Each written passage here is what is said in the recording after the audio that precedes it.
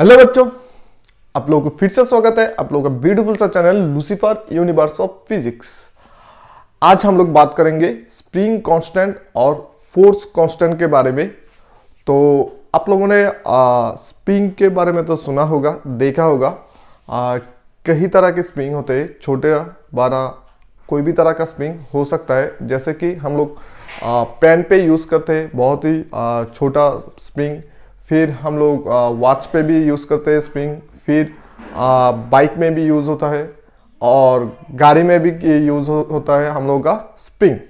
तो स्प्रिंग के बारे में जो ख्याल आप लोगों के है कि स्प्रिंग, देखो स्प्रिंग कैसे काम करता है।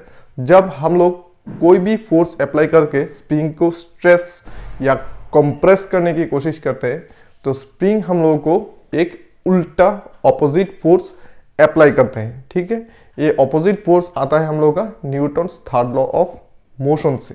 ठीक है, कोई भी स्प्रिंग को अगर हम लोग ऐसे प्रेस करते हैं तो ये उल्टा हम लोगों की तरफ एक फोर्स अप्लाई करते हैं जो है हम लोगों का फोर्स का प्रोपोर्शनल। ठीक है, हम लोग जितना फोर्स स्प्रिंग को करेंगे, स्प्रिंग उसका प्रोपोर्शनल फोर्स हम लोगों को अप्लाई करेंगे। ठीक है, और ये हम लोगों का इक्वल फोर्स स्प्रिंग जो है हम लोगों को देते हैं, क्योंकि action and reaction is equal and opposite. ठीक है, तो अभी यहाँ से स्प्रिंग कांस्टेंट की बात कहाँ से आती है, तो देखो प्रैक्टिकली सोचो। जब हम लोग स्प्रिंग को कंप्रेस करने की या स्ट्रेस करने की कोशिश करते हैं तो जितना स्प्रिंग का लेंथ इंक्रीज होता है उतना फोर्स हम लोगों को देना पड़ता है। ठीक है, मतलब स्प्रिंग का लेंथ अगर हम लोग को छोटा या थोड़ा बहुत ही स्मॉल इंक्रीज करना हो तो स्मॉल हम लोगों को फोर्स देना पड़ता है, और स्प्रिंग को अगर बहुत लंबा करना हो तो ज़्यादा फोर्स देना हम लोगों को पड़ता है। तो यहाँ से हम लोग अगर देखें तो हम लोगों का जो फोर्स है, इसको अगर हम लोग F मान लेते हैं तो F is directly proportional to the X। यहाँ पर X क्या है? X है स्प्रिंग का लेंथ इंक्रीज और डिक्रीज। अगर स्ट्रेस के बात करें तो हो जाएगा हम लोगों का इंक्रीज, और कंप्रेस करने की बात करें तो हम लोगों का आ जाएगा डिक्रीज। ठीक है, F is directly proportional two springs length increase और डिक्रीज मीन्स X। तो मैथमेटिकल रूल्स के हिसाब से हम लोग अगर प्रोपोर्शनल टू साइन को हटाएंगे तब यहाँ पर एक कांस्टेंट डालना पड़ता है, और ज़्यादातर केसेस पे हम लोग कांस्टेंट वो डालते हैं K, स्मॉल के हम लोग यूज करते हैं। तो क्या आ गया? F equals to KX। ठीक है, तो यहाँ पर जो K है उसी को ही बोलते हैं स्प्रिंग्स कांस्टेंट। ठीक है, स्प्रिंग के मामले में हम लोग यहाँ पर प्रोपोर्शनल कांस्टेंट जो K यूज करते हैं उसी को बोलते हैं स्प्रिंग कांस्टेंट। तो K की वैल्यू के ऊपर हम लोग का स्प्रिंग जो है वो कितना, मतलब उसका प्रॉपर्टीज K के ऊपर डिपेंड होता है। जैसे कि K का वैल्यू स्मॉल होने से हम लोगों को मालूम पड़ जाता है कि स्प्रिंग जो है उसको स्ट्रेस करने में या कंप्रेस करने में हम लोगों का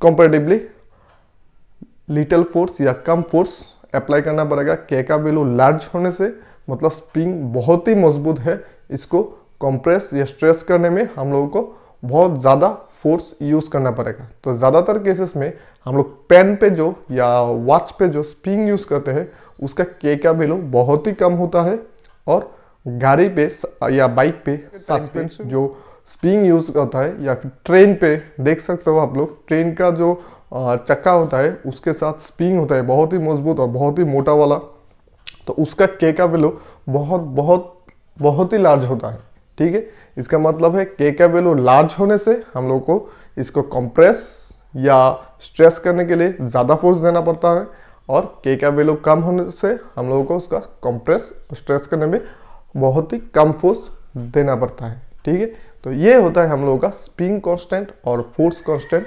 और यहाँ पर कोई इक्वेशन पे या कोई बुक पे आप लोग देख सकते हो कि F प्रोपोर्शनल टू -x भी दिया होता है। ठीक है, तो यहाँ पर माइनस क्यों होता है?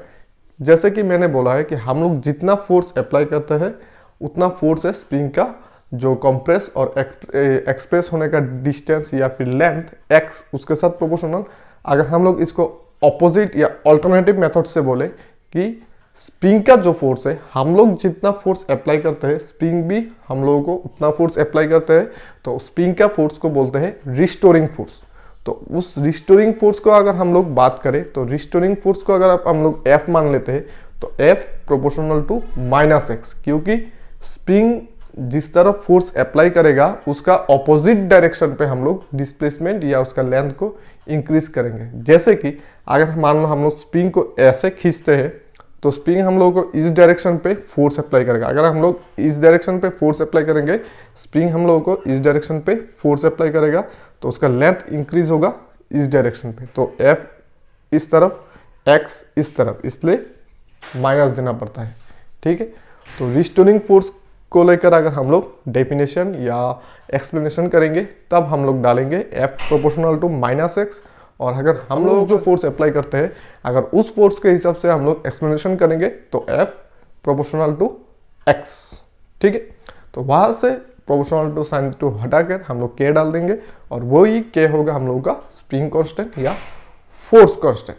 ठीक है, अगर स्प्रिंग कांस्टेंट और फोर्स कांस्टेंट का मामले में और भी कुछ क्वेश्चन है तो वीडियो के नीचे कमेंट बॉक्स में बोल देना। और अगर अभी का जो फोर्स कांस्टेंट या स्प्रिंग कांस्टेंट का नॉलेज आप लोगों को क्लियर हुआ तो वीडियो को लाइक कर देना, साथ में शेयर भी कर देना। ठीक है, मिलेंगे फिर नेक्स्ट वीडियो में, तब तक के लिए टाटा।